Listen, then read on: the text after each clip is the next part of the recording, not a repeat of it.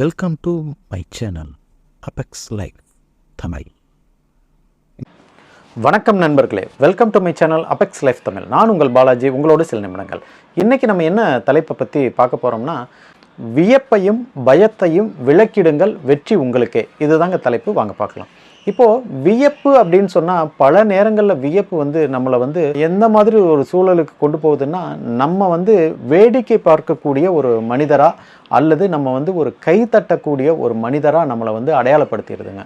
இப்போது ஒருத்தர் வெற்றி அடைஞ்சிருக்காருன்னா அதை பார்த்து நம்ம சந்தோஷம் அடையலாம், அதாவது மகிழ்ச்சி அடையலாம், அதற்கு நம்மளுடைய வாழ்த்துக்களை தெரிவிக்கலாம். ஆனால் ஒருபோதும் வியப்படையக்கூடாதுங்க. ஏன்னா வியப்படைகிறதுனா, நம்மளால் முடியாத விஷயத்த ஒருத்தர் செஞ்சு முடிச்சிட்டாரு அப்படின்னா, நம்மளால் அது எப்பவுமே முடியாதுன்னு நம்ம எங்கே நினைக்கிறோமோ அங்கே தான் நமக்கு ஒரு வியப்பு வருங்க. வியப்புனா ஒரு ஆச்சரியம் படுறது, அதாவது ஆச்சரியமான ஒரு உண்மை அப்படின்னு சொல்கிறோம் இல்லைங்களா? அதெல்லாம் நமக்கு எப்போ வரும்னா, நம்மளால் அந்த விஷயம் முடியாதுன்னு நம்ம நினைக்கும் போது தான் நம்ம ஒரு விஷயத்தை பார்த்து வியப்படைவோம். அதனால் நீங்கள் வியப்படைஞ்சிங்கன்னா உங்களுக்கு அது ஒரு பலவீனமான ஒரு எண்ணத்தை கொடுக்கும்.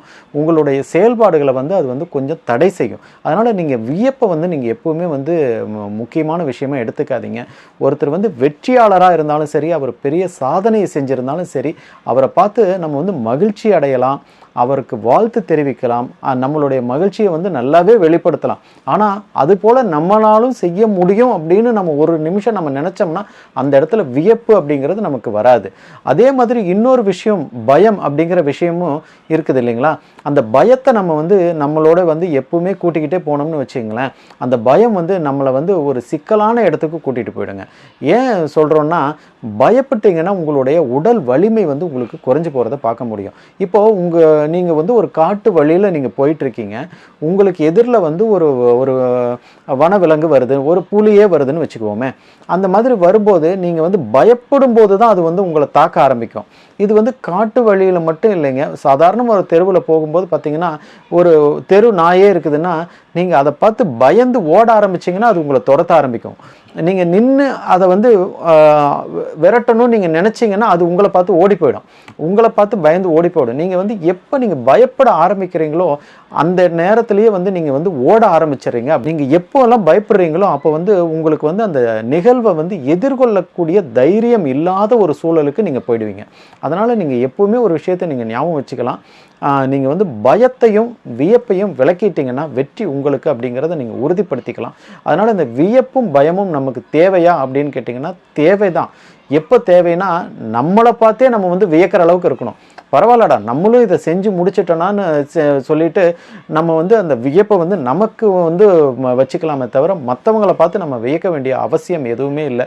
பயம் எங்கே இருக்கணும் அப்படின்னு கேட்டிங்கன்னா, மனிதனுக்கு பயமும் தேவைதான்னா தேவைதான். அதாவது நம்ம தவறான ஒரு முயற்சியை செஞ்சோம்னா தவறு நிகழ்ந்துரும். தவறான ஒரு செயலை செய்யும்போது அந்த தவறுனால நம்மளுக்கு ஏற்படக்கூடிய விளைவுகளை நினச்சி நம்ம பயப்படணும்.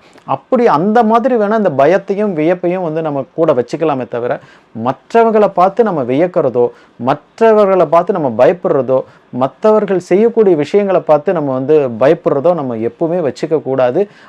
அது நம்மளுடைய வெற்றிக்கு தடையான இரண்டு காரணங்களாக அமைஞ்சிருங்க. அதனால் நீங்கள் வியப்பையும் பயத்தையும் விலக்கிட்டீங்கன்னா வெற்றி நிச்சயமாக உங்களுக்கு கிடைக்கும் அப்படிங்கிறத ஆணித்தரமாக இங்கே சொல்ல முடியும். இந்த வீடியோவில் சொல்லக்கூடிய விஷயங்கள் உங்களுக்கு பயனுள்ளதாக இருந்திருக்கும்னு நாங்கள் நினைக்கிறோம்.